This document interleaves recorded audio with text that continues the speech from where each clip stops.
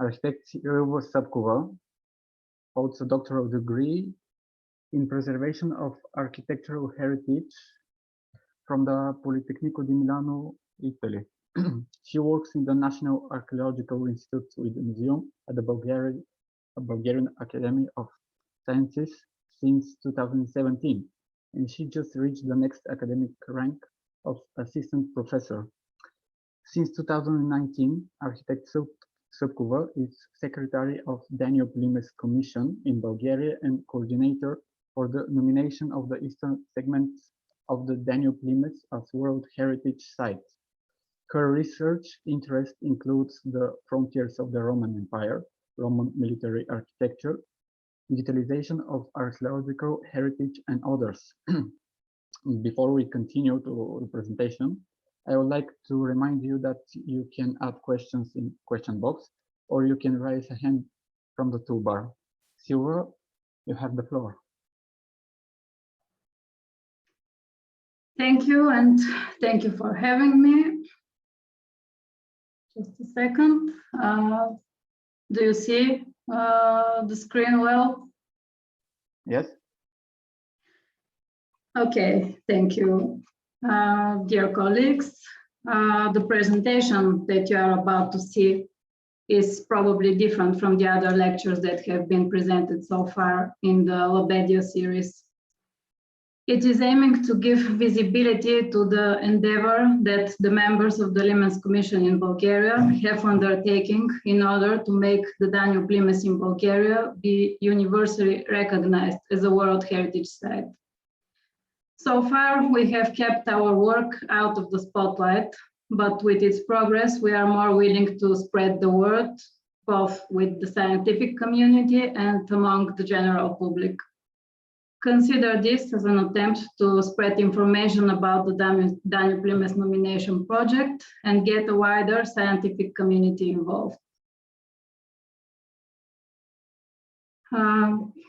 In a presentation regarding the frontiers of the Roman Empire, I cannot do otherwise but to start with a few words about the recent and totally unexpected passing of Professor Sebastian Sommer. As you know, he was devoted to the cause to see the frontiers of the Roman Empire on the World Heritage List, but most of all, he was the heart and soul of the nomination of the western sector of the Danube Limes. Fortunately, he managed to see all the three different Roman frontier sectors in Germany on the World Heritage List. He was also very much involved in the nomination process along the lower Danube. He has been around since day one, always ready to help with expertise or friendly advice. We have lost a colleague, a mentor, a friend, and we will miss his energy, his high spirits, and his ability to unite people even in most difficult times. I would like to ask you all for a moment of silence in his honor.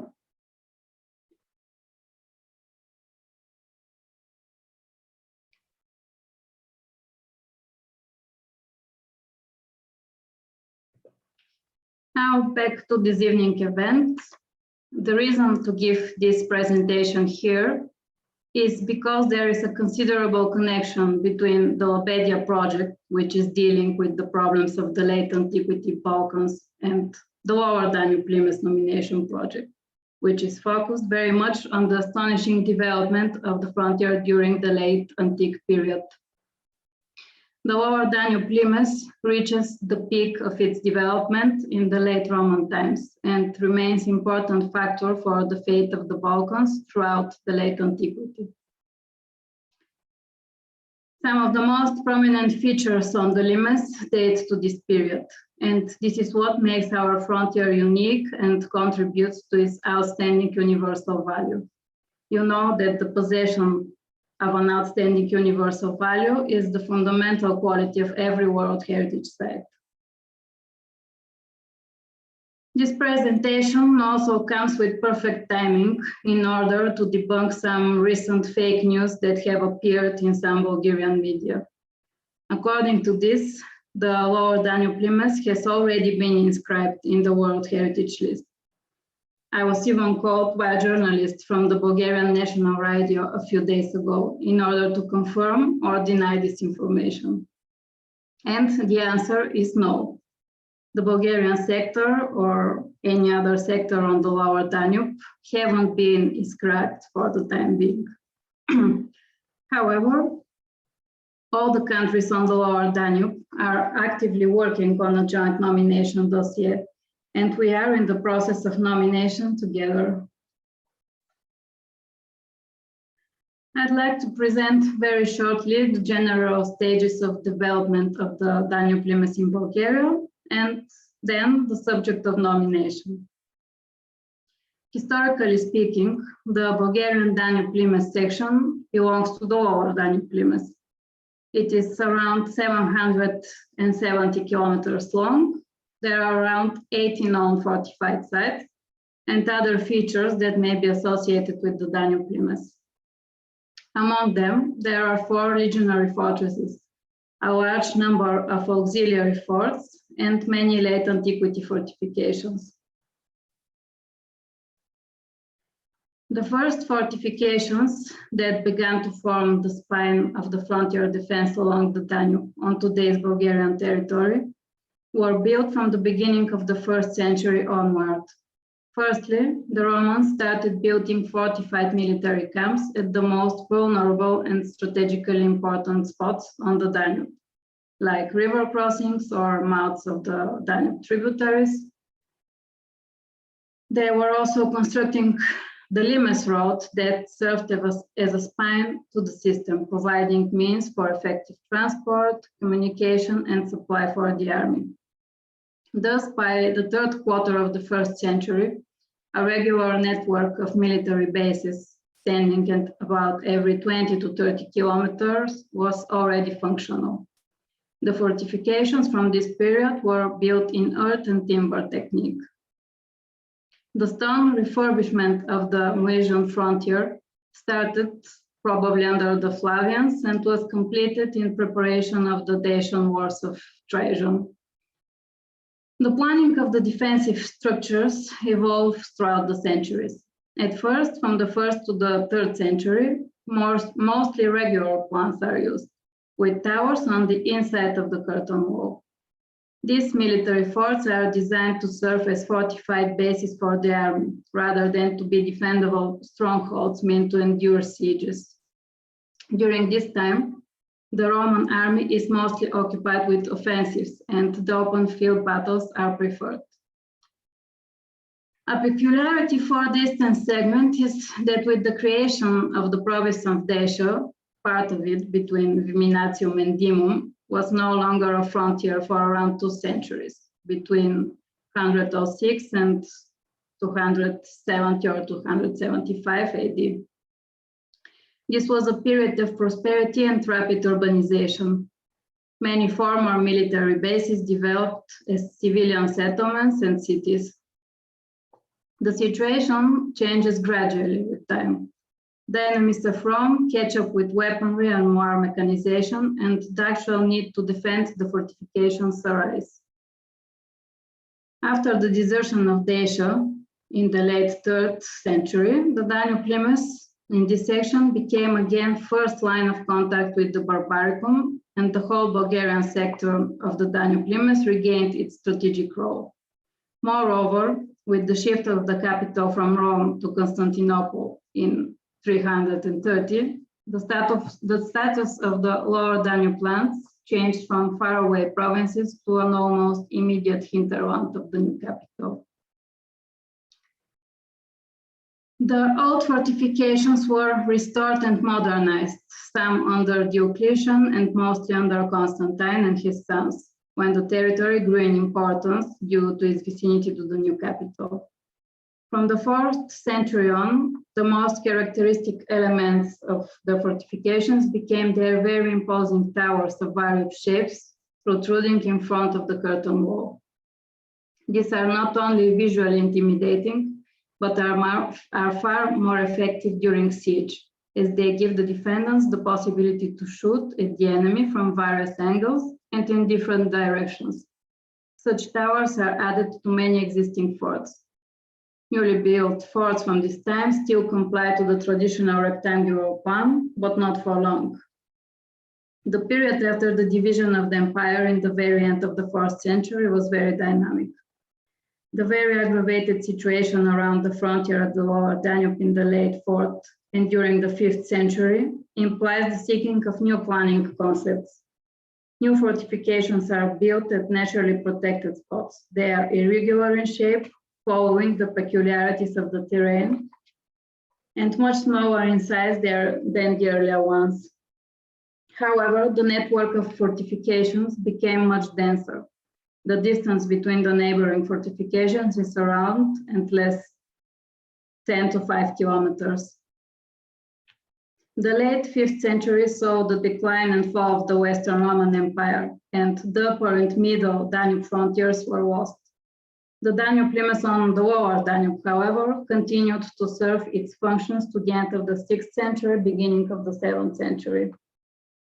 The 5th and the 6th centuries were characterized by numerous enemy attacks and subsequent repairs. The last period of flourishing is under Emperor Justinian, who repaired, rebuilt, or built from scratch a very large number of frontier fortifications. This helped with holding the constant barbarian attacks for several decades. However, in the late 7th century, the last remaining strongholds on the Danube were finally abandoned. Therefore, the limes in Bulgaria is one of the longest lasting sections of the frontiers of the Roman Empire in Europe. Today, the remains of the former frontier limes still may impress the viewer. All these elements, visible or invisible, together with their surroundings, which often bear the signs of their former states, form an extensive cultural landscape.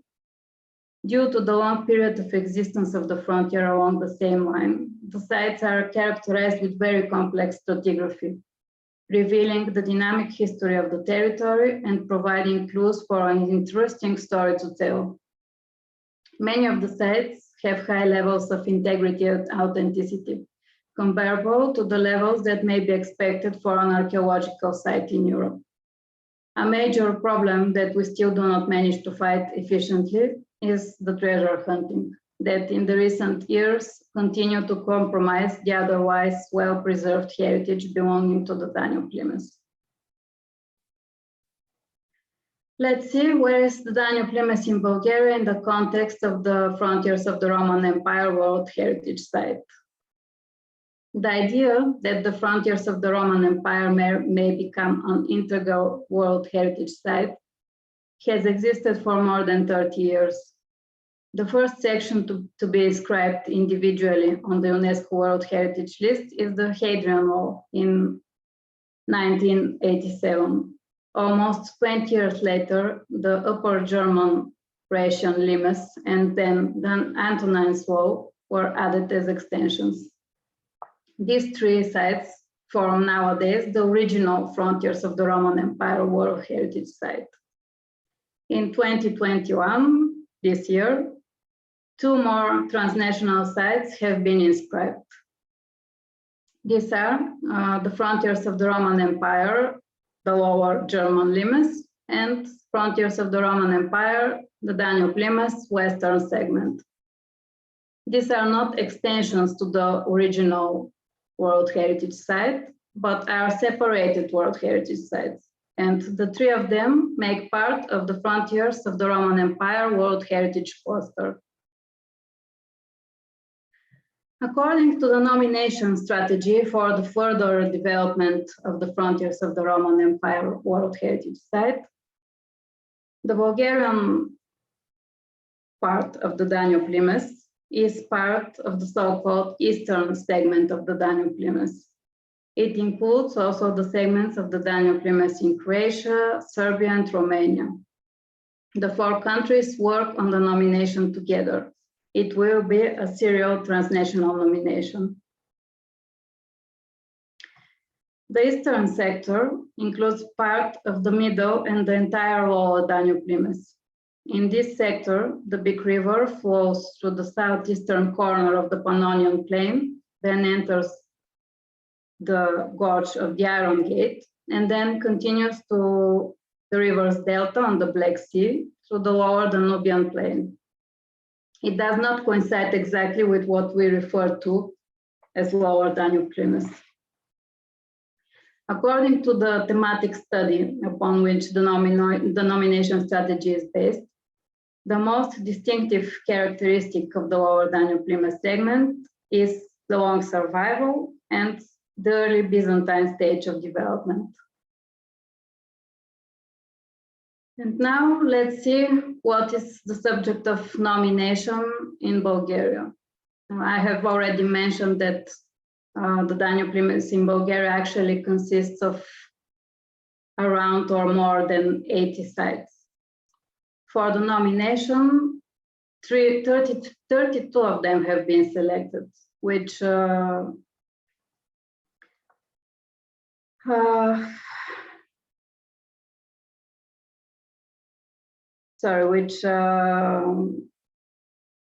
answer to the criteria of authenticity and integrity. Among them, there are 29 fortified sites, 2 industrial sites, and 1 road segment. Now, let's have a brief overview of the past events leading to the establishment of the Danube Limes Commission. An important episode was the participation of Bulgaria, represented by the National Archaeological Institute with Museum, in the project Danube Limes Brand in 2012 to 2014. The results of the project are well known, and lots of publications have been produced during this time. Within the project, under the leadership of Associate Professor Dr. Sergei Torbatov, a survey of the archaeological sites along the Danube bank related to the limes was carried out. 81 sites were visited, and a selection of them was considered for inclusion in the tentative list of Bulgaria. The inclusion of the sites in the tentative list took place in 2016. A revision was made in the early 2020 in accordance to the now international character of the nomination. And following all this, in 2017, the Limes Commission in Bulgaria was appointed by the order of Minister of Culture with the task of preparing the nomination of Bulgarian sector of the Danube Limes. The Danube Limes Commission includes members of different institutions.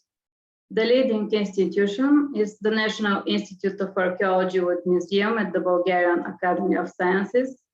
It includes also members from the Ministry of Culture, the National Institute of Immovable Cultural Heritage, and the UNESCO Department of the Ministry of Foreign Affairs.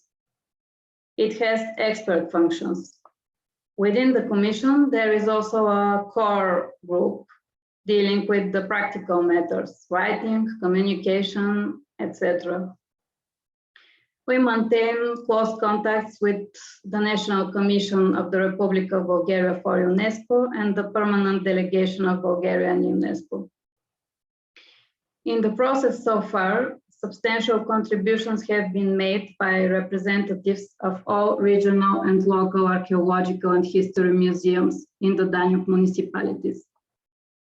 Also, contributions have been made by a variety of external experts, researchers and professionals, architects, archaeologists, geodesists, GIS specialists and others. Our wish is to expand further the network of contributors and to have permanent associates, especially in the museums on the Danube. In January 2019, the Bulgarian Limes Commission organized the kickoff meeting in Sofia for the project nomination of the eastern sector of the Danube Limes. Representatives of the 3 partner countries were present, as well as experts from the western sector of the Limes. Bulgaria was anonymously identified by all present as a leading country and the probable carrier of the joint nomination. In the following years, more meetings have been organized. In 2020-2021, the international work has been hindered due to the pandemics on one hand, and to some disagreements between the frontiers of the Roman Empire experts and the e-commerce experts. Despite this, the DANUBE team of the Eastern segment remains united. In the remaining part of the presentation, I would like to focus exactly on the work that has been accomplished since the establishment of the LIMES Commission in Bulgaria, and with the focus on the past 2 years. Working on a nomination of a property means a lot of things. First of all, probably the most important is communication and cooperation between a lot of people in the own country and in the partnering countries. That's why so far one of the most important things that we have done was meeting, discussing, and planning on a series of meetings.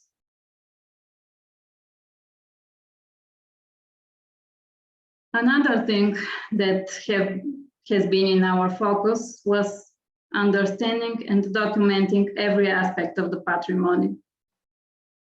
This means collecting, analyzing, and summarizing all the research data available in written sources, understanding the site conditions, especially risk factors of the natural environment or caused by man. And we have to put this in written and graphic form.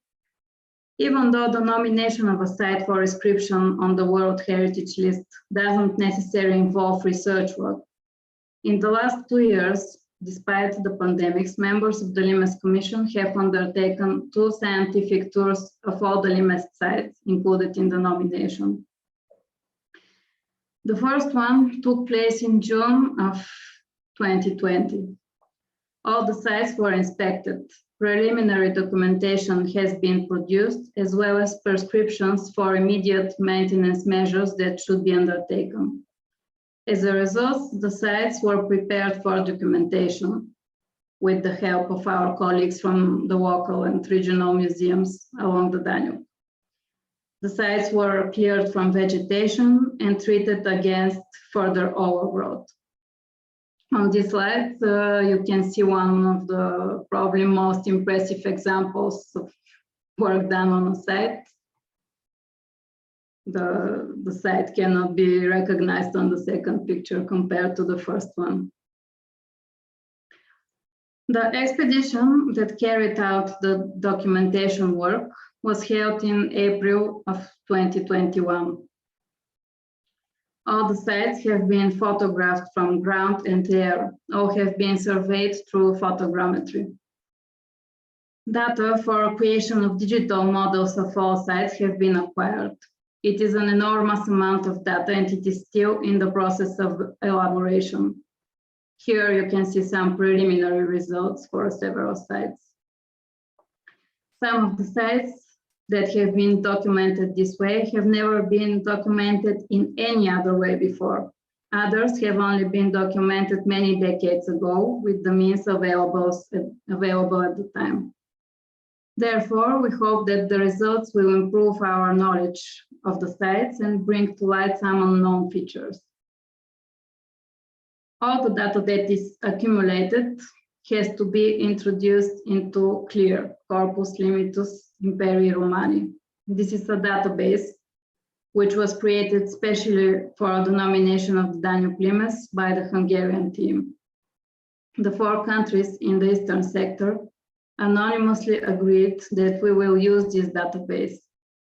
Work has begun also on some textual parts of the dossier, which must then be agreed and edited together with our partners from the other countries. Having understood the nature and the condition of the sites, another thing that we work hard for is to provide means for the long-term preservation of the matter and essence of the sites. Of course, we cannot provide those means as individuals.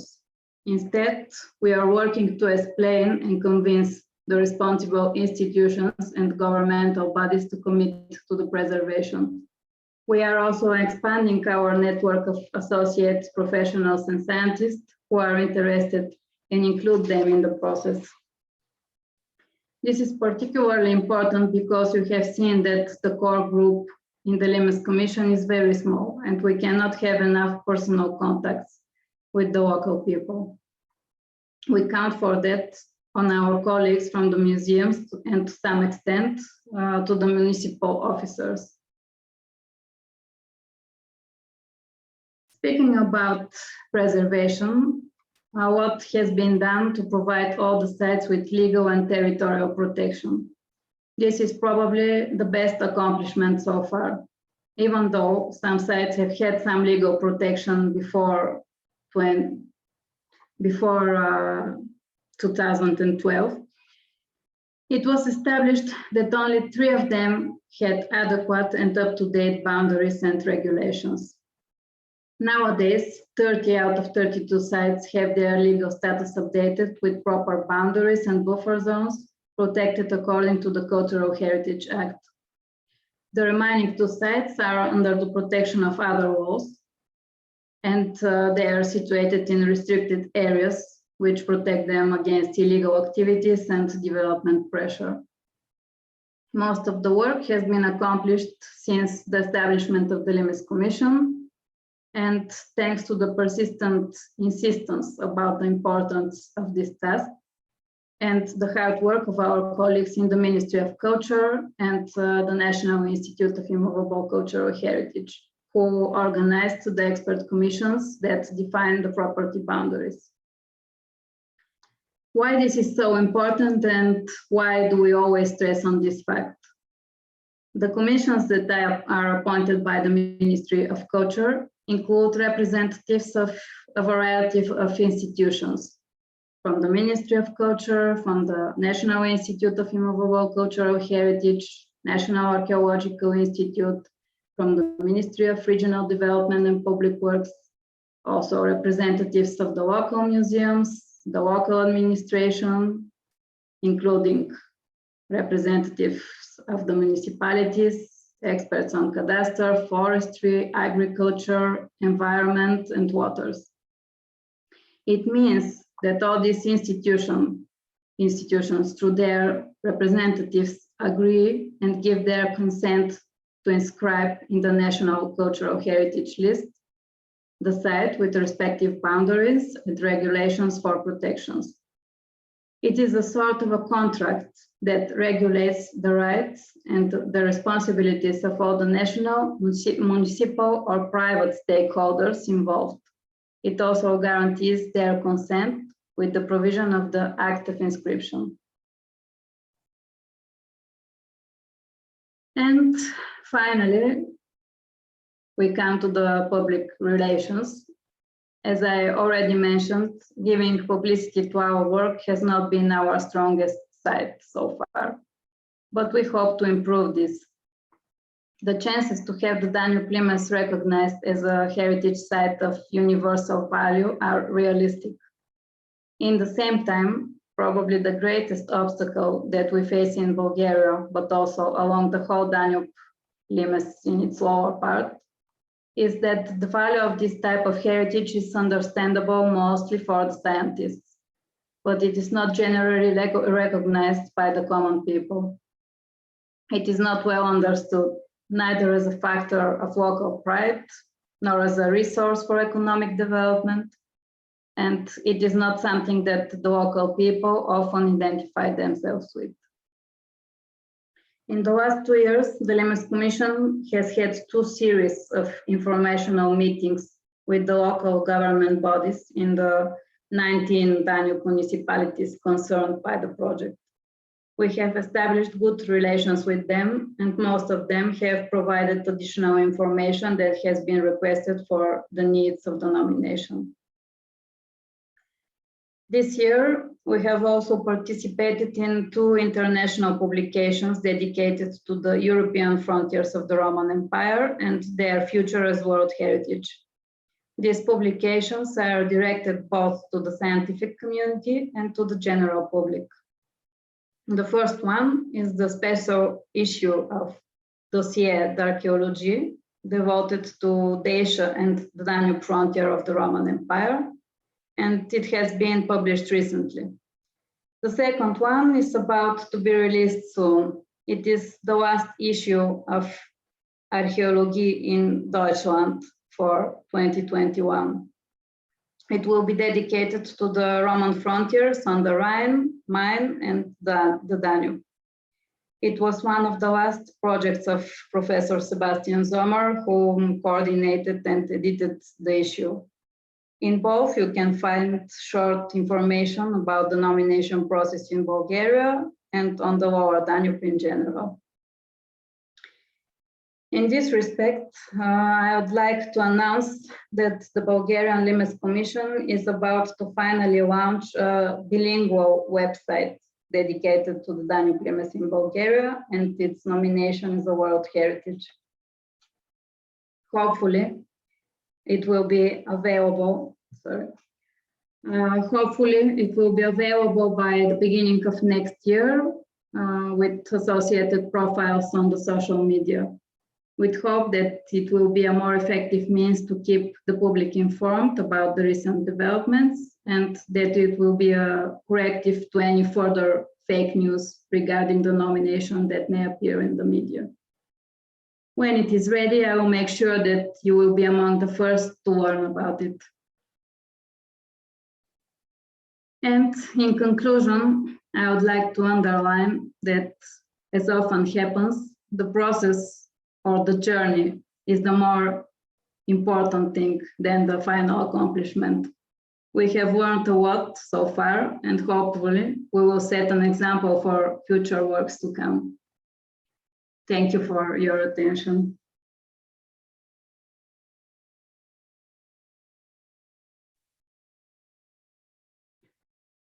Thank you very much, Silva. So now it's time for the questions. I cannot see any questions in the Q&A. If somebody have questions, actually, Dominic just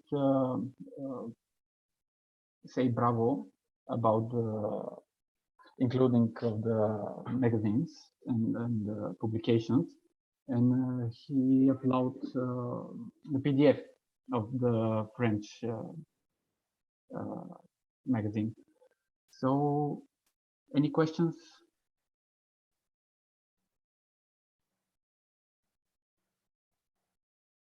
Or comments?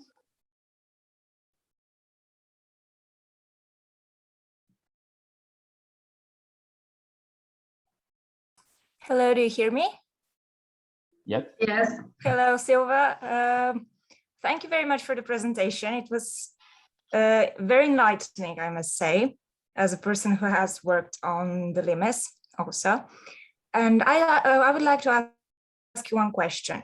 How do you manage in situations when the archaeological remains have been reconstructed in a way which is, let's say, probably not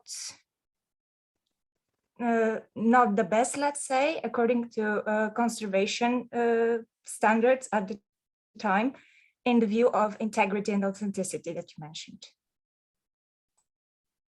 Yes, thank you for this question, Maria. It is actually a very good question, and a question that we still do not have the answer. Yes, there are some interventions that have been done on the LIMES sites that probably will be problematic. But nevertheless, we have included these sites. Some experts have proposed that probably parts of the sites won't be scribed because of these interventions, like in Nova, I presume you're speaking about that, but it is not the only example.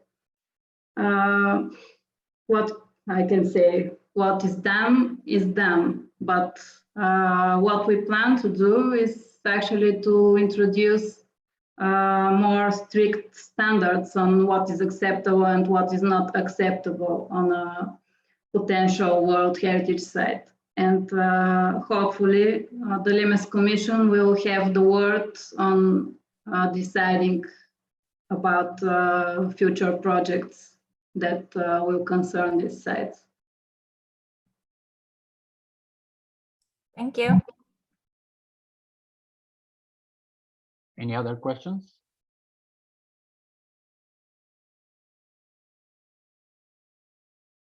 Actually, I can ask one question. What is the situation in the other three countries, in Romania, Croatia, Serbia? Thank you for the question. We are permanently in contact, regularly, I would say. We are all in a similar stage of advancement. In each country, we have relative independence, what we are doing, but on a regular basis, we meet and discuss, we exchange ideas. They are dealing with similar problems as ours.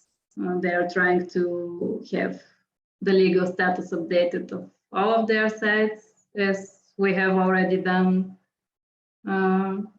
So yes, we are mostly on the same page. Thank you. Any other questions?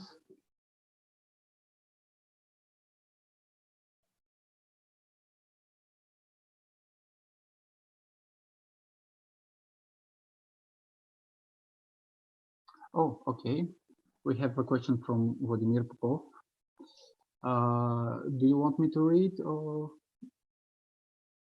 Okay. What are the plans of the future development of these 33 archaeological sites? Actually, they're 32, to prevent them from the future devastation. Thank you for the question. As I already said, the LIMES Commission is a very small group of individuals, so we cannot personally do anything about that. What we are trying to do is spread knowledge and educate mostly the local governmental bodies. As I mentioned, we have had 2 series of meetings with mostly with the mayors of Danube municipalities or other municipalities officers. We have tried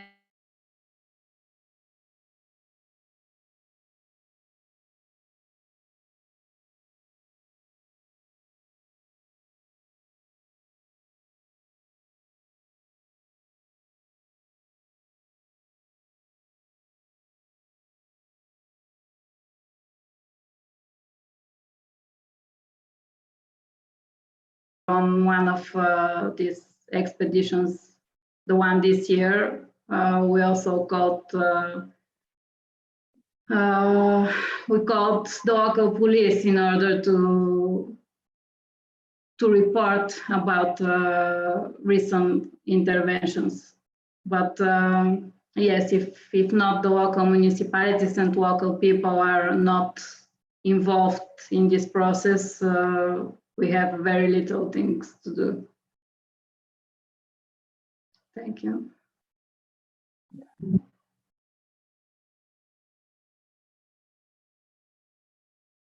Yeah, it's a shame that that kind of state of misunderstanding of our national treasure, but what can we do, unfortunately? The only thing is education. This is what I can say. Yeah. Any other questions?